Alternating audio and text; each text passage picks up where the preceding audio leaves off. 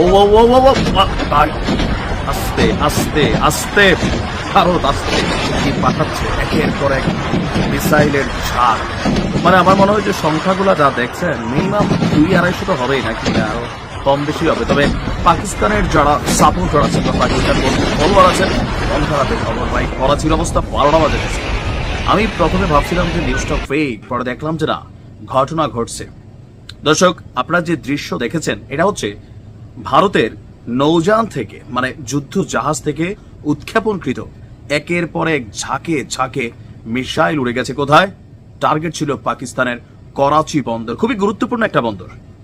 ভারত পাকিস্তানের বিরুদ্ধে যে অ্যাকশনগুলো শুরু করেছে, আবার পাকিস্তানের গভীর রাতে যে ঘটনা ঘটিয়েছে, এর জের ধরে ভারতের এই অ্যাকশনের জবাব পাকিস্তান কি দিবে, কতটুকু ক্ষয়ক্ষতি হলো, আর কিভাবে কি ঘটলো। আপনার গণমাধ্যমগুলো বলছে ধ্বংসের পথে অনেকটা করাচি সমুদ্র বন্দর। ভারতীয় সেনা এবং বায়ুসেনারা, বায়ুসেনা মানে হচ্ছে বিমান বাহিনী, এবার অ্যাকশনে গিয়েছে যৌথভাবে। টার্গেট ছিল করাচির বন্দর। করাচি বন্দরে ধ্বংসযজ্ঞ শুরু করেছে, আর যেখান থেকে অভিযান চালিয়েছে সেটা হচ্ছে আরব সাগর। দর্শক, আরব সাগরে মোতায়েন আইএনএস বিক্রান্ত, ভারতের একটা নিজস্ব নৌজাহাজ। আর এই জাহাজ থেকে একের পর এক ঝাঁকে ঝাঁকে মিসাইল ছোড়া হয়েছে। করাচি বন্দরে ব্যাপক ক্ষয়ক্ষতি হয়েছে বলেও দাবি ভারতের।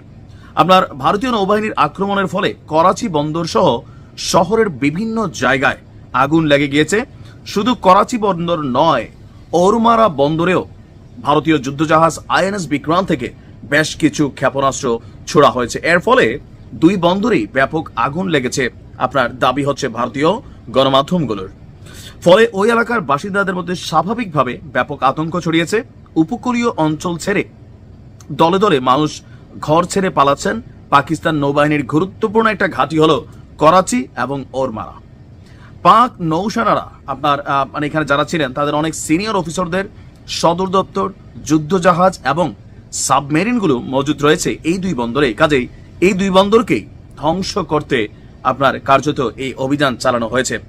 এর আগে ভারতীয় আপনার বিমান বাহিনী সরাসরি হামলা চালিয়েছিল পাকিস্তানের রাজধানী ইসলামাবাদ, পেশোয়ার এবং লাহোরে। প্রাক প্রধানমন্ত্রী শাহবাজ শরীফের বাসভবনের 20 কিলোমিটারের মধ্যেও বড় ধরনের বিস্ফোরণ হয়েছে বলে দাবি করা হয়েছে ভারতীয় মিডিয়ার।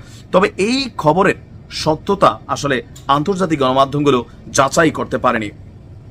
ভারতীয় সেনারা লাগাতার কামান দাগিয়েছে শিয়ালকোটের বাজওয়াত সেক্টরে। দাবি করা হচ্ছে বাজওয়াত সেক্টর থেকে ঘন ঘন কামান দাগানোর আওয়াজও নাকি পাওয়া গিয়েছে।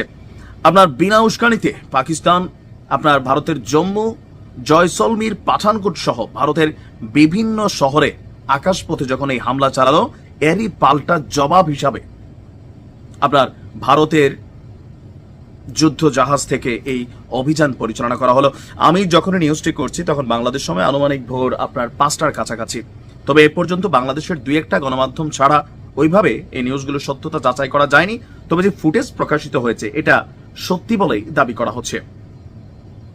যেই পরিমাণ মার্চে 101টা ছেদ হয়ে যাওয়ার কথা করাচি এবং ওরমারা বন্দর, ক্ষয়ক্ষতির পরিমাণ হয়তো আমরা দিনের বেলা আস্তে আস্তে জানতে পারবো।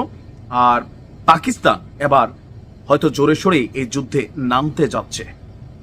কি হবে সময় বলে দেবে। ভালো থাকুন, আসসালামু আলাইকুম।